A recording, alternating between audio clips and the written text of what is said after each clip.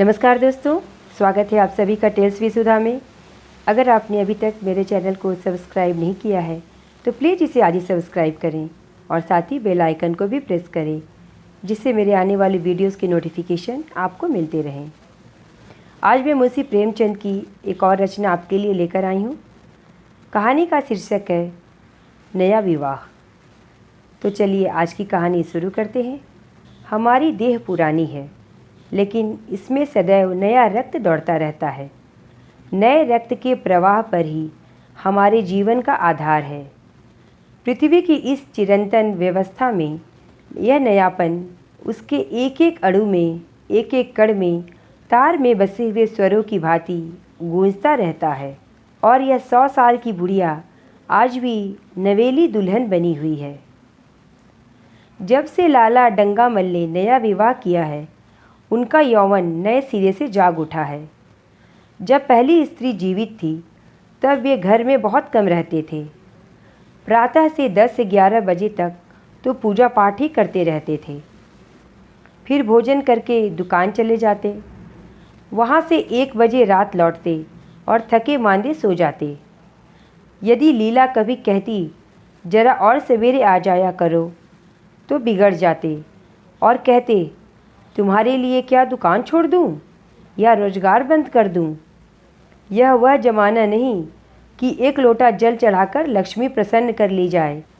आज उनकी चौखट पर माथा रगड़ना पड़ता है, तब भी उनका मुंह सीधा नहीं होता। लीला बेचारी चुप हो जाती।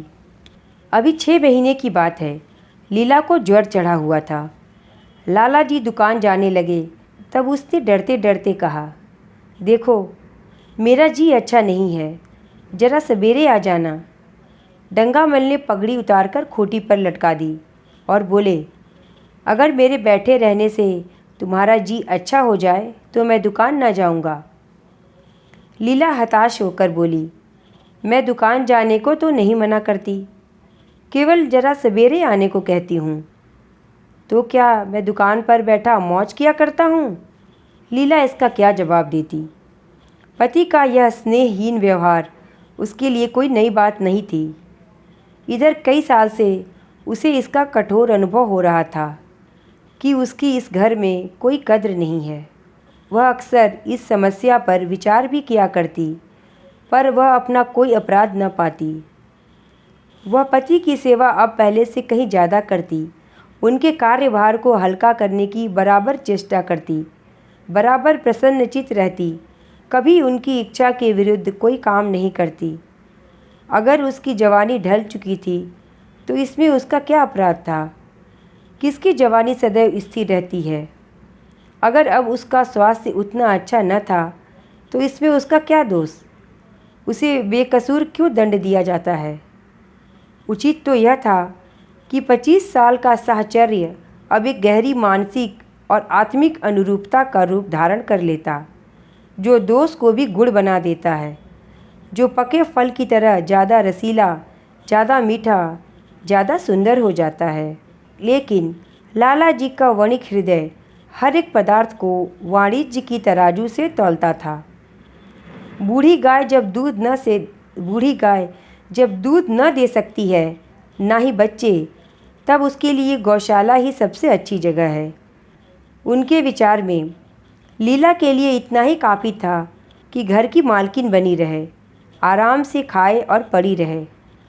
उसे अख्तियार है चाहे जितने जेवर बनवाए, चाहे जितना स्नान और पूजा करे, केवल उनसे दूर रहे। मानव प्रकृति की जटिलता का एक रहस्य यह था कि डंगामल जिस आनंद से लीला को वंचित रखना चाहते थे, जिसकी उसके लिए कोई ज़रूरत ही न समझते थे, खुद उसी के लिए सदैव प्रयत्न करते रहते थे। लीला 40 वर्ष की होकर बूढ़ी समझ ली गई थी, किंतु वे 43 के होकर अभी जवान ही थे। जवानी के उन्माद और उल्लास से भरे हुए थे। लीला से अब उन्हें एक तरह की अरुचि होती थी और वह दुखिया जब अपनी त्रुटियों का अनुभव करके प्रकृति के निर्दय आघातों से बचने के लिए रंग और रोगन की आड़ लेती, तब लाला जी उसके बूढ़े नखरों से और भी घृणा करने लगते। वे कहते, वाह री तृष्णा, 7 लड़कों की माँ हो गई, बाल खिचड़ी हो गए, चेहरा धुले हुए फलालैन की तरह सिकुड़ गया। मगर आपको अभी महावर, सिंदूर, मेहंदी और उपटन की हवस बाकी है। औरतों का स्वभाव भी कितना विचित्र है। न जाने क्यों बनाव सिंगार पर इतना जान देती हैं। पूछो, अब तुम्हें और क्या चाहिए? क्यों नहीं मन को समझा देती कि जवानी विदा हो गई और इन उपादानों से वह वापस नहीं बुलाई जा सकती। लेकिन वे खुद जवानी का स्वप्न देखते रहते थे। उनकी जवानी की तृष्णा अभी शांत न हुई थी। जाड़ों में रसों और पाकों का सेवन करते रहते थे। हफ्ते में 2 बार खिजाव लगाते और एक डॉक्टर से मंकी ग्लैंड के विषय में पत्र व्यवहार कर रहे थे। लीला ने उन्हें असमंजस में देखकर कातर स्वर में पूछा, कुछ बतला सकते हो? कितने बजे आओगे? लाला जी ने शांत भाव से पूछा, तुम्हारा जी आज कैसा है? लीला क्या जवाब दे? अगर कहती कि बहुत खराब है तो शायद वे महाशय वहीं बैठ जाएं और उसे जली कटी सुनाकर अपने दिल का बुखार निकालें। अगर कहती कि अच्छी हूँ तो शायद निश्चिंत होकर 2 बजे तक कहीं खबर लें। इस दुविधा में डरते डरते बोली, अब तक तो हल्की थी लेकिन अब कुछ भारी हो रही है। तुम जाओ, दुकान पर लोग तुम्हारी राह देखते होंगे। हाँ, 1-2 न बजा देना। लड़के सो जाते हैं, मुझे जरा भी अच्छा नहीं लगता, जी घबराता है। सेठ जी ने अपने स्वर में स्नेह की चाशनी देकर कहा, 12 बजे तक आ जाऊंगा। लीला का मुख धूमिल हो गया। उसने कहा, 10 बजे तक नहीं आ सकते? 11:30 से पहले किसी तरह नहीं। नहीं, 10:30। अच्छा चलो, 11 बजे तक आ जाऊंगा। लाला वादा करके चले गए। लेकिन 10 बजे रात को एक मित्र ने मुजरा सुनने के लिए बुला भेजा। इस निमंत्रण को कैसे इनकार करते? जब एक आदमी आपको खातिर से बुलाता है तब यह कहाँ की भलमनसाहत है कि आप उसका निमंत्रण अस्वीकार कर दें।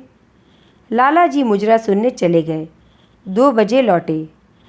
चुपके से आकर नौकर को जगाया और अपने कमरे में आकर लेट गए। लीला उनकी राह देखती, प्रतिक्षण विकल वेदना का अनुभव करती, न जाने कब सो गई थी। अंत को इस बीमारी ने अभागिनी लीला की जान ही लेकर छोड़ी। लाला जी को उसके मरने का बड़ा दुख हुआ। मित्रों ने संवेदना के तार भेजे। एक दैनिक पत्र ने शोक प्रकट करते हुए लीला के मानसिक और धार्मिक सद्गुणों का खूब बढ़ाकर वर्णन किया। लाला जी ने इन सभी मित्रों को हार्दिक धन्यवाद दिया और लीला के नाम से बालिका विद्यालय में 5 वजीफे प्रदान किए तथा मृतक भोज तो जितने समारोह से किया गया वह नगर के इतिहास में बहुत दिनों तक याद रहेगा। लेकिन 1 महीना भी न गुजरने पाया था कि लाला जी के मित्रों ने चारा डालना शुरू कर दिया और उसका यह असर हुआ कि 6 महीने की विधुरता के तप के बाद उन्होंने दूसरा विवाह कर लिया। आखिर बेचारे क्या करते? जीवन में एक सहचरी की आवश्यकता तो थी ही और इस उम्र में तो एक तरह से वह अनिवार्य हो गई थी। जब से नई पत्नी आई, लाला जी के जीवन में आश्चर्यजनक परिवर्तन हो गया। दुकान से अब उतना प्रेम नहीं था। लगातार हफ्तों न जाने में भी उनके कारोबार में कोई हर्ज नहीं होता था। जीवन के उपभोग की जो शक्ति दिन दिन क्षीण होती जाती थी, अब वह छींटे पाकर सजीव हो गई थी। सूखा पेड़ हरा हो गया था, उसमें नई नई कोपलें फूटने लगी थीं। मोटर नई आ गई थी, कमरे नए फर्नीचर से सजा दिए गए थे, नौकरों की भी संख्या बढ़ गई थी। रेडियो आ पहुंचा था और प्रतिदिन नए नए उपहार आते रहते थे। लाला जी की बूढ़ी जवानी जवानों की जवानी से भी प्रखर हो गई थी। उसी तरह जैसे बिजली का प्रकाश चंद्रमा के प्रकाश से ज़्यादा स्वच्छ और मनोरंजक होता है। लाला जी को उनके मित्र इस रूपांतर पर बधाइयाँ देते। तब वे गर्व के साथ कहते, भाई हम तो हमेशा जवान रहे और हमेशा जवान रहेंगे। बुढ़ापा यहाँ आए तो उसके मुंह में कालिख लगाकर गधों पर उल्टा सवार करके शहर से निकाल दें। जवानी और बुढ़ापे को न जाने क्यों लोग अवस्था से संबद्ध कर देते हैं। जवानी का उम्र से उतना ही संबंध है जितना धर्म का आचार से रुपए का ईमानदारी से और रूप का श्रृंगार से। आजकल के जवानों को आप जवान कहते हैं? उनकी 1000 जवानियों को अपने 1 घंटे से भी न बदलूँगा। मालूम होता है उनकी ज़िंदगी में कोई उत्साह ही नहीं, कोई शौक़ नहीं। जीवन क्या है? गले में पड़ा हुआ एक ढोल है। यही शब्द घटा बढ़ाकर वे अपनी नई पत्नी आशा के हृदय पटल पर अंकित करते रहते थे। उससे बराबर सिनेमा, थिएटर और दरिया की सैर के लिए आग्रह करते। लेकिन आशा को न जाने क्यों इन बातों में जरा भी रुचि न थी। वह जाती तो थी, मगर बहुत टाल मटोल करने के बाद।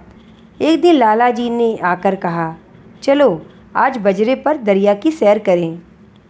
वर्षा के दिन थे, दरिया चढ़ा हुआ था। मेघमाली वर्दियाँ पहने आकाश में कवायद कर रही थीं। सड़क पर लोग मलार और 12 मासा गाते चलते थे। बागों में झूले पड़ गए थे। आशा ने बेदिली से कहा, मेरा जी तो नहीं चाहता। लाला जी ने मृदु प्रेरणा के साथ कहा, तुम्हारा मन कैसा है जो आमोद प्रमोद की ओर आकर्षित नहीं होता? चलो जरा दरिया की सैर देखो। सच कहता हूँ, बजरे पर बड़ी बहार रहेगी। आप जाएं, मुझे और कई काम करने हैं। काम करने को आदमी हैं, तुम क्यों काम करोगी? महाराज अच्छे सालन नहीं पकाता। आप खाने बैठेंगे तो यूं ही उठ जाएंगे। आशा अपने अवकाश का बड़ा भाग लाला जी के लिए तरह तरह का भोजन पकाने में ही लगाती थी। उसने किसी से सुन रखा था कि एक विशेष अवस्था के बाद पुरुष के जीवन का सबसे बड़ा सुख रसना का स्वाद ही रह जाता है। लाला जी की आत्मा खिल उठी। उन्होंने सोचा कि आशा को उनसे कितना प्रेम है कि वह दरिया की सैर को उनकी सेवा के लिए छोड़ रही है। एक लीला थी कि मान न मान चलने को तैयार रहती थी। पीछा छुड़ाना पड़ता था। खामखा सिर पर सवार हो जाती थी और सारा मज़ा किरकिरा कर देती थी। स्नेह भरे उलाहने से बोले, तुम्हारा मन भी विचित्र है। अगर एक दिन सालन फीका ही रहा तो ऐसा क्या तूफान आ जाएगा। तुम तो मुझे बिल्कुल निकम्मा बनाए देती हो। अगर तुम न चलोगी तो मैं भी न जाऊंगा। आशा ने जैसे गले से फंदा छुड़ाते हुए कहा, आप भी तो मुझे इधर उधर घुमा घुमा कर मेरा मिजाज बिगाड़ देते हैं। यह आदत पड़ जाएगी तो घर का धंधा कौन करेगा? मुझे घर के धंधे की रत्ती भर भी परवाह नहीं, बाल के नोक के बराबर भी नहीं। मैं चाहता हूँ कि तुम्हारा मिजाज बिगड़े और तुम घर गृहस्थी की चक्की से दूर रहो। और तुम मुझे बार बार आप क्यों कहती हो? मैं चाहता हूँ तुम मुझे तुम कहो, तू कहो, गालियाँ दो, धौल जमाओ। तुम तो मुझे आप कह के जैसे देवता के सिंहासन पर बिठा देती हो। मैं अपने घर में देवता नहीं, चंचल बालक बनना चाहता हूँ। आशा ने मुस्कुराने की चेष्टा करके कहा, भला मैं आपको तुम कहूँगी? तुम तो बराबर वाले को कहा जाता है, बड़ों को नहीं। मुनीम ने 1 लाख के घाटे की खबर सुनाई होती तो भी शायद लाला जी को इतना दुख न होता जितना आशा के इन कठोर शब्दों से हुआ। उनका सारा उत्साह, सारा उल्लास जैसे ठंडा पड़ गया। सिर पर बाकी रखी हुई फूलदार टोपी, गले में पड़ी हुई जोगिए रंग की चुनी हुई रेशमी चादर, वह तंजेब का बेलदार कुर्ता जिसमें सोने के बटन लगे हुए थे, यह सारा ठाठ कैसे उन्हें हास्यजनक जान पड़ने लगा। जैसे वह सारा नशा किसी मंत्र से उतर गया हो। निराश होकर बोले, तो तुम्हें चलना है या नहीं? मेरा जी नहीं चाहता तो मैं भी न जाऊंगा। मैं आपको कब मना करती हूँ? फिर तुमने आप कहा। आशा ने जैसे भीतर से जोर लगाकर कहा तुम, और उसका मुखमंडल लज्जा से आरक्त हो गया। हाँ, इसी तरह तुम कहा करो। तो तुम नहीं चल रही हो? अगर मैं कहूँ तुम्हें चलना पड़ेगा तब चलूँगी। आपकी आज्ञा मानना मेरा धर्म है। लाला जी आज्ञा ना दे सके। आज्ञा और धर्म जैसे शब्द उनके कानों में चुभने से लगे। खिसियाए हुए बाहर को चल पड़े। उस वक्त आशा को उन पर दया आ गई। बोली, तो कब तक लौटोगे? मैं नहीं जा रहा हूँ। अच्छा, तो मैं भी चलती हूँ। जैसे कोई जिद्दी लड़का रोने के बाद अपनी इच्छित वस्तु पाकर उसे पैरों से ठुकरा देता है, उसी तरह लाला जी ने मुँह बनाकर कहा, तुम्हारा जी नहीं करता तो ना चलो, मैं आग्रह नहीं करता। तुम बुरा मान जाओगे। आशा गई, लेकिन उमंग से नहीं। जिस मामूली वेश में थी उसी तरह चली गई।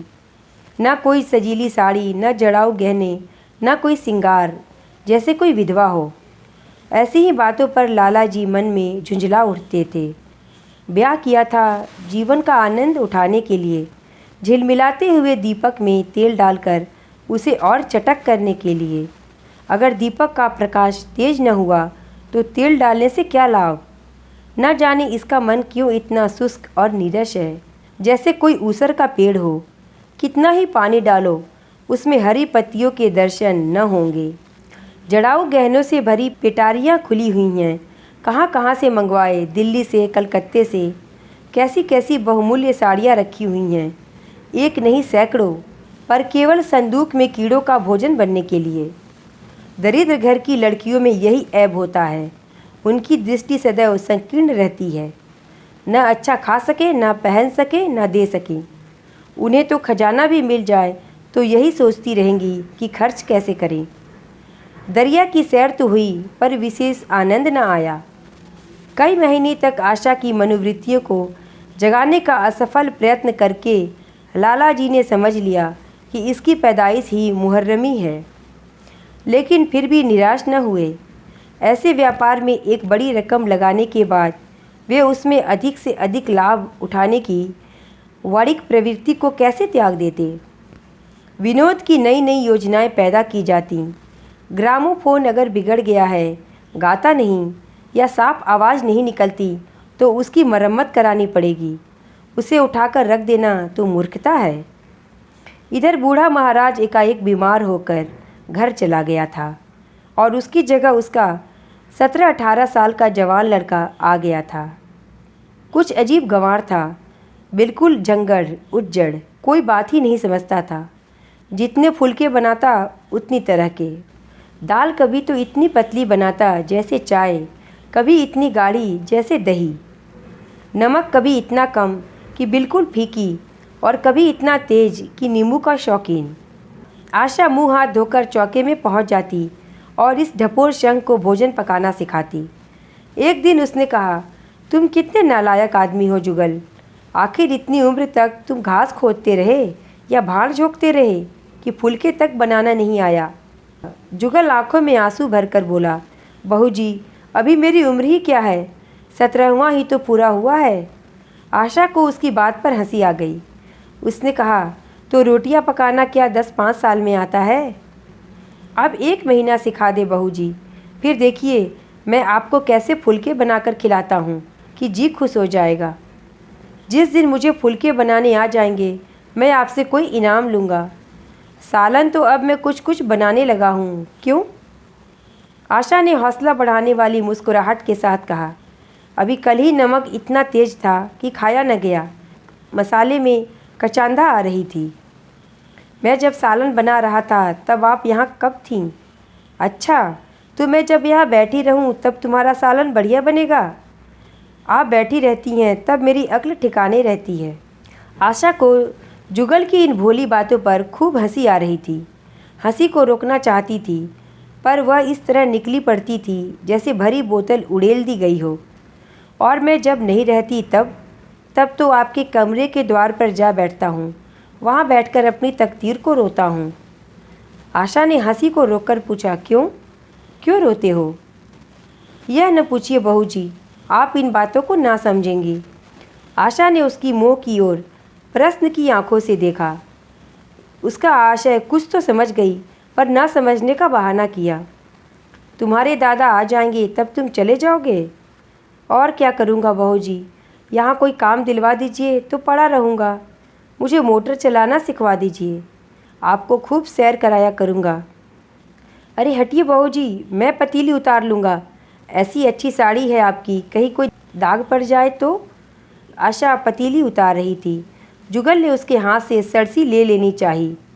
दूर रहो, फूहड़ तो तुम हो ही, कहीं पतीली पाँव पर गिरा ली तो महीनों झिकोगे। जुगल के मुख पर उदासी छा गई। आशा ने मुस्कुराकर कहा, क्यों, मुंह क्यों लटक गया तुम्हारा। जुगल रुआंसा होकर बोला, आप मुझे डांट देती हैं बहू जी, तब मेरा दिल टूट जाता है। सरकार कितना ही घुड़कें, मुझे बिल्कुल भी दुख नहीं होता। आपकी नज़र कड़ी देखकर मेरा खून सर्द हो जाता है। आशा ने दिलासा दिया, मैंने तुम्हें डांटा तो नहीं, केवल यही कहा ना कि कहीं पतीली तुम्हारे पांव पर गिर पड़े तो क्या होगा। हाथ ही तो है आपका भी, कहीं आपके हाथ से छूट गया तो। लाला डंगामल ने रसोई घर के द्वार पर आकर कहा, आशा जरा यहाँ आना। देखो तुम्हारे लिए कितने सुंदर गमले लाया हूँ, तुम्हारे कमरे के सामने रखे जाएंगे। तुम यहाँ धुएं धक्कड़ में क्यों हलाकान होती हो।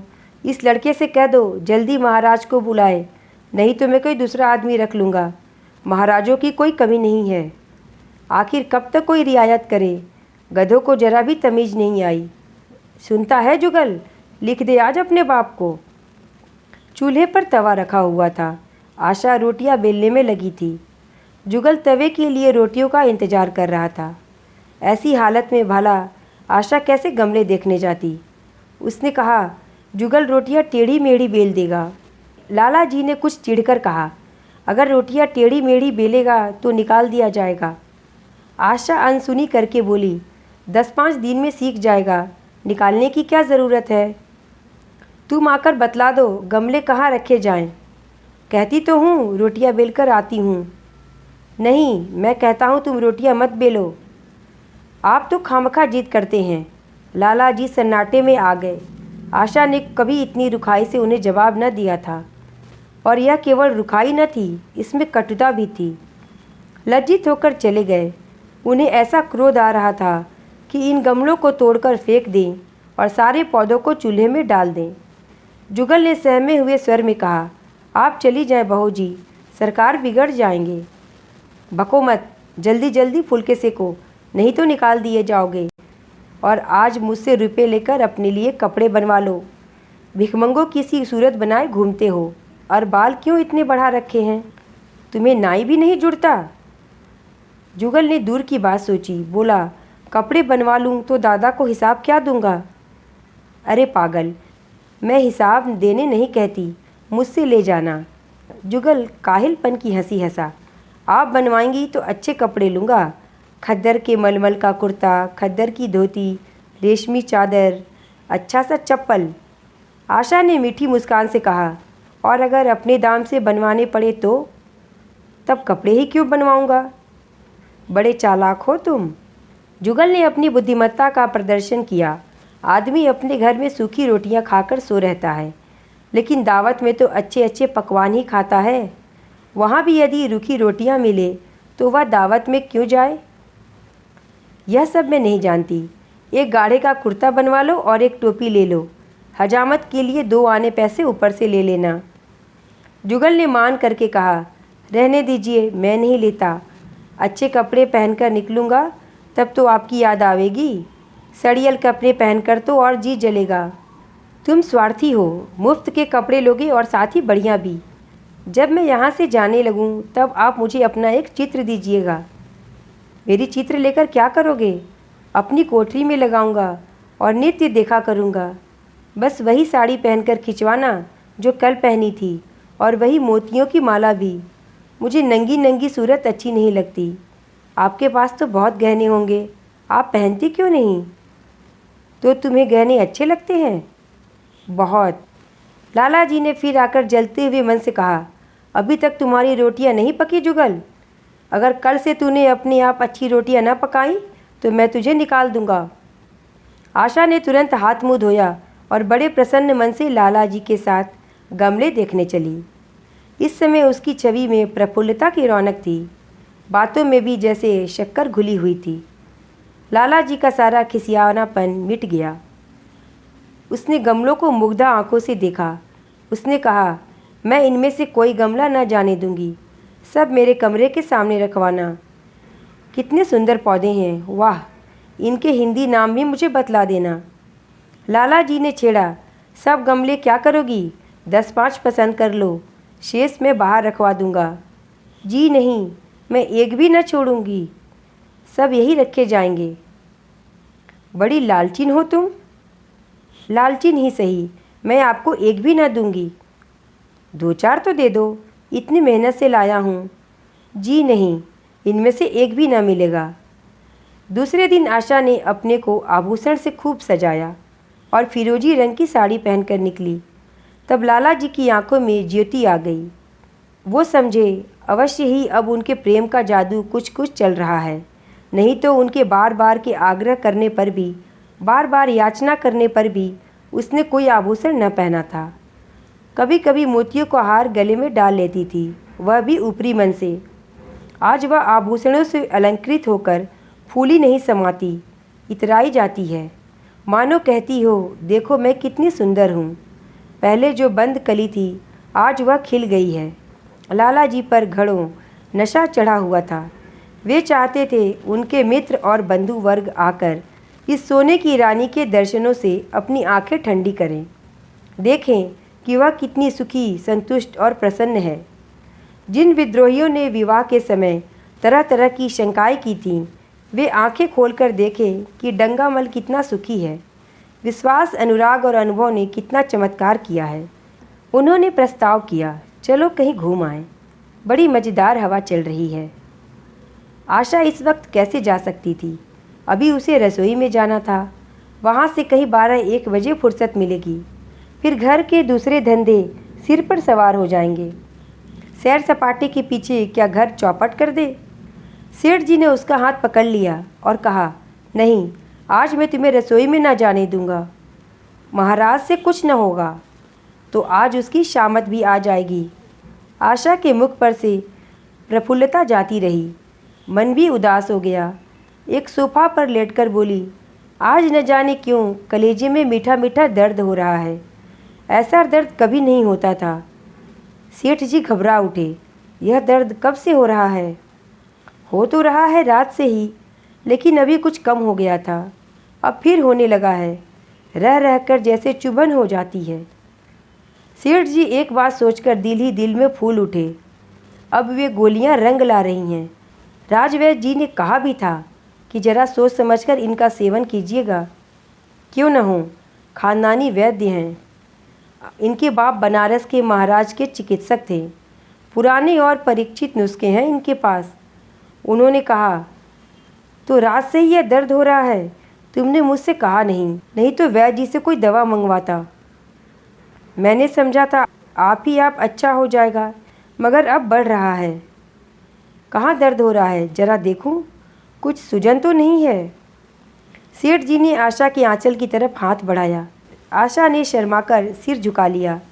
उसने कहा, यह तुम्हारी शरारत मुझे अच्छी नहीं लगती। मैं अपनी जान से मरती हूँ और तुम्हें हंसी सूझती है। जाकर कोई दवा ला दो।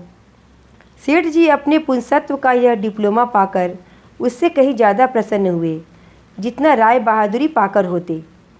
इस विजय का डंका पीटे बिना उन्हें कैसे चैन आ सकता था? जो लोग उनके विवाह के विषय में द्वेषमय टिप्पणियां कर रहे थे, उन्हें नीचा दिखाने का कितना अच्छा अवसर हाथ आया है, और इतनी जल्दी। पहले पंडित भोलानाथ के पास गए और भाग्य ठोक कर बोले, भाई मैं तो बड़ी विपत्ति में फंस गया। कल से उनके कलेजे में दर्द हो रहा है, कुछ बुद्धि काम नहीं करती। कहती है ऐसा दर्द पहले कभी नहीं हुआ था। भोलानाथ ने कुछ बहुत हमदर्दी न दिखाई। सेठ जी वहाँ से उठकर अपने दूसरे मित्र लाला फागमल के पास पहुँचे और उनसे भी लगभग यही शब्दों में यह शोक संवाद कहा।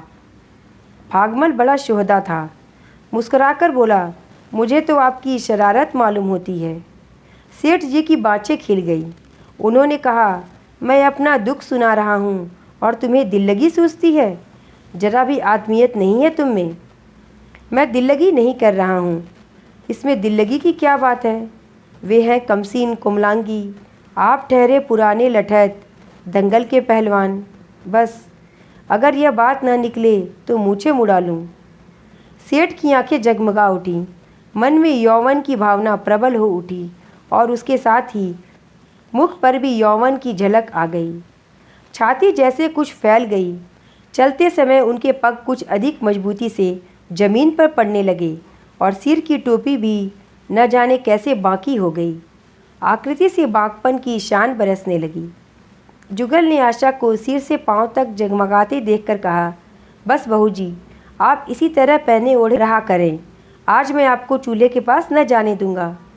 आशा ने नयन बाण चलाकर कहा, क्यों? आज यह नया हुक्म क्यों? पहले तो तुमने कभी ऐसा नहीं किया।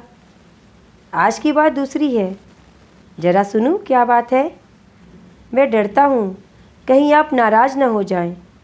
नहीं नहीं, कहो, मैं नाराज़ न होऊंगी। आज आप बहुत सुंदर लग रही हैं।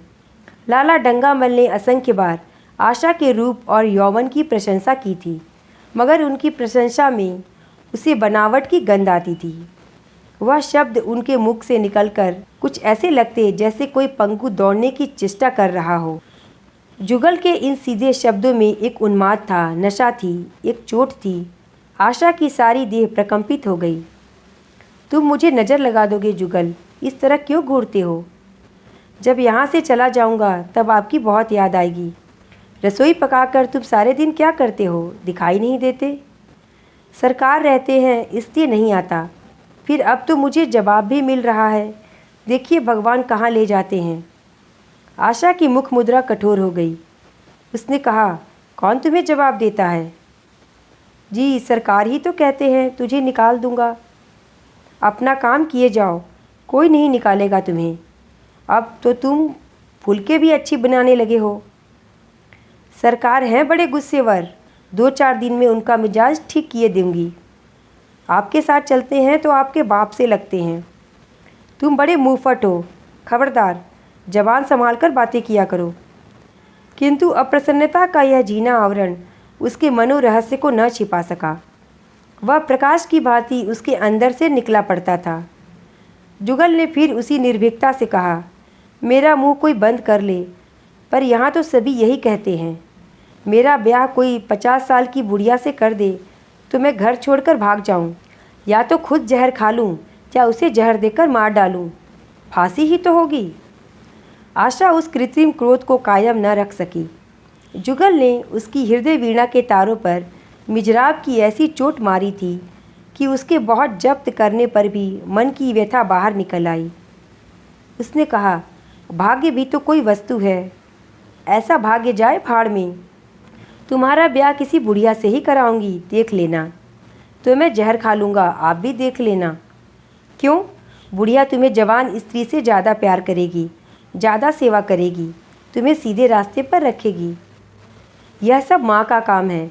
बीवी जिस काम के लिए है उसी काम के लिए है। आखिर बीवी किस काम के लिए है? तभी मोटर की आवाज़ आई। न जाने कैसे आशा के सिर का आंचल खिसककर कंधों पर आ गया। उसने जल्दी से आंचल खींचकर सिर पर कर लिया और यह कहती हुई अपने कमरे की ओर लपकी, लाला भोजन करके चले जाएं तब आना। तो यह थी आज की कहानी, नया विवाह। इस कहानी में हमने देखा मुंशी प्रेमचंद ने बेमेल विवाह पर प्रकाश डाला है। इस कहानी के बारे में आपकी क्या विचार हैं, मुझे कमेंट करके ज़रूर बताइए। और अगर आपको ये कहानी पसंद आई हो तो प्लीज़ इसे लाइक और शेयर करें। धन्यवाद।